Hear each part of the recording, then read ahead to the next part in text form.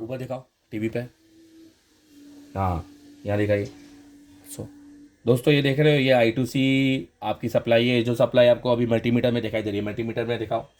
ये आपकी SDA supply है, I2C SDA, और ये है SCL। तो यहाँ पर आपको SCL सप्लाई आएगी, और ये सप्लाई तभी आएगी जब आपका टच या फिर जो भी है वो एक्टिव होगा।